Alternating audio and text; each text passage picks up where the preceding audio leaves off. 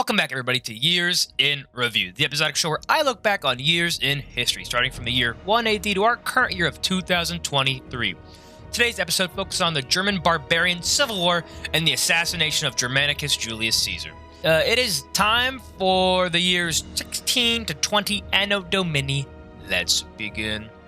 So in 16 AD, we start off our episode with the cool guy Germanicus Julius Caesar, which, side note, his real name is Julius Caesar. But, because we already have a more popular Julius Caesar in history, scholars use his nickname at the time, Germanicus, because he slaughtered all the Germans, smile face.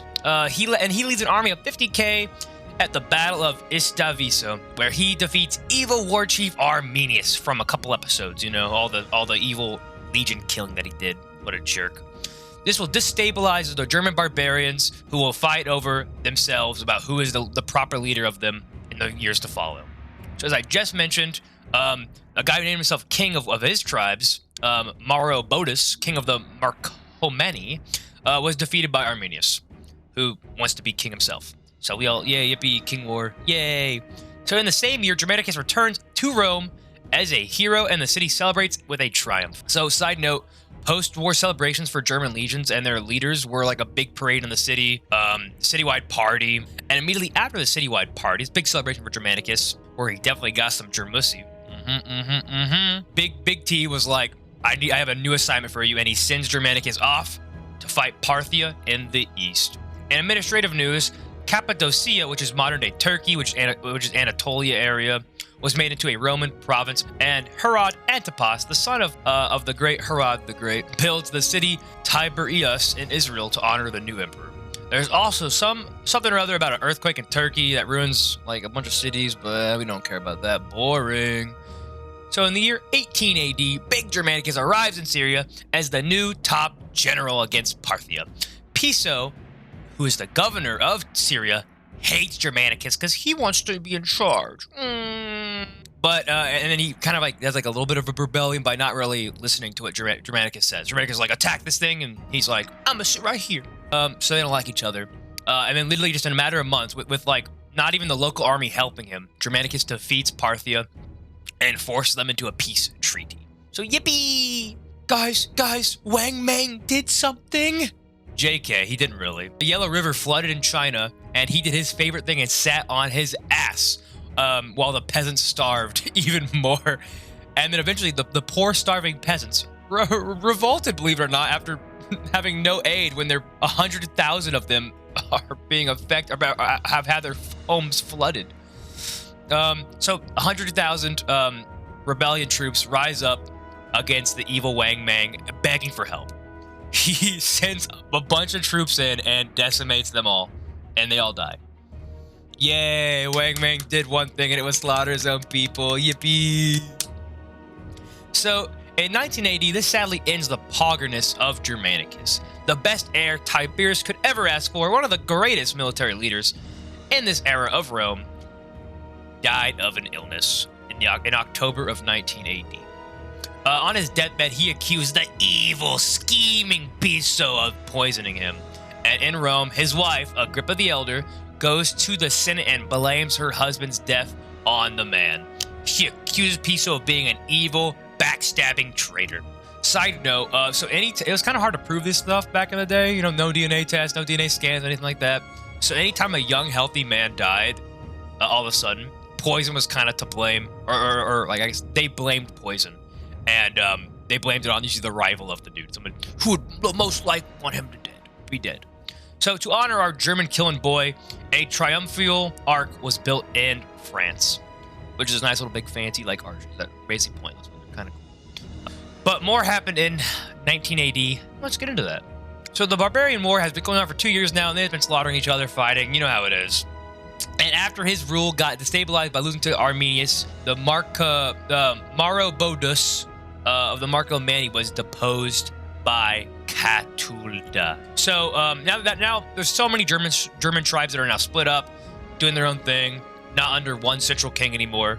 So this severely weakens the Germans, and they kind of never have the power to invade, or to cause that much of a threat to Rome in future now. Until the rule of Marcus Aurelius, 150 years later, the Germans won't be a threat to Rome.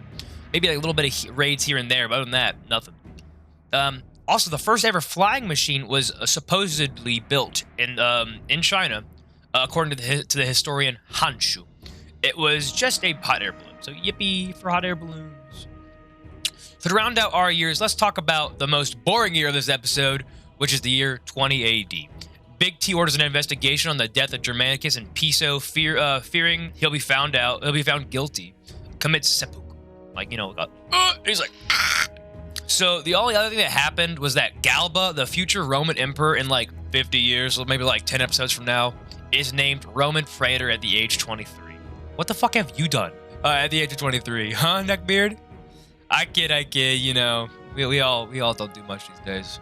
But enough of the insults. Baby time, baby. So Julia Drusilla is born in 16 AD. She's the daughter of Germanicus and Agrippa the Elder.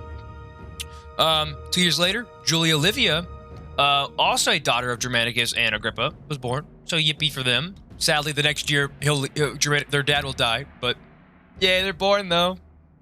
So Tiberius Gemellus, who's the grandson of Big T, named after Big T, was born in 19 AD. So yay! Literally nobody else of note was born these years. So, so let's go on to deaths. So Marcbus Scriblionus Libo is forced to commit self-death because he was a bad boy and accused of treason by Big T in the year 16 AD. He was supposedly a traitor. Okay, Tiberius didn't like him, and he was, you know, he offed himself. So in 18 AD, Caesar's second wife died, Scribliona. Nothing really in the history books about her except she was forced to marry him. That's cool. Thank you, Augustus Caesar. In 18 AD, no, checking my notes. No, I jinxed it last episode, boys. I'm so sorry. I let you all down. Our boy Ovid's health did not improve, and the man died in 18 AD alone and sad. Hiding away in modern-day Crimea, sitting as close as he could to his beloved Roman Empire, he died. And I'm sad. I guess Herod Archelaus, not to be confused with his dad Herod the Great, or his brother Herod Antipas, who he was like kicked out of Israel, like in Judea, I don't know, maybe like 2-3 episodes ago. Yeah, he died after being in exile for 8 years. Actually, it's 8 years, so it's 2 episodes ago. So in 19 AD, the new client king of Thrace, Cotius III, died very quickly. And then also in that same year, Vonius, the king of Parthia, died because he got beat so badly by Germanicus the year prior. This is kind of sus. I don't know. Maybe it's a conspiracy theory, but he died. Both leaders of the Parthia Roman War died the same year, which is 1 year after that they signed the peace treaty. Conspiracy, maybe. Conspiracy. Germanicus and Vonius died. Maybe it's sus. Maybe it's sus. Okay, guys, that wraps up years in review 16 to 20 AD in history. This ends the episode about the death of Germanicus. Big T still has like 4 good episodes in him, so stay tuned for that. If you're interested in my streams, check out my Twitch channel, twitch.tv/Joe Boatlick. Link in description. Also, hit up my gaming channel, Joe Boatlick, if you like funny video games and funny movies. Please leave a like and subscribe because it really helps motivate me to do more of these. Next episode marks the downfall of the Zhen China dynasty and the dethroning of Wang Mang. Yikes, he's fallen from grace, bros.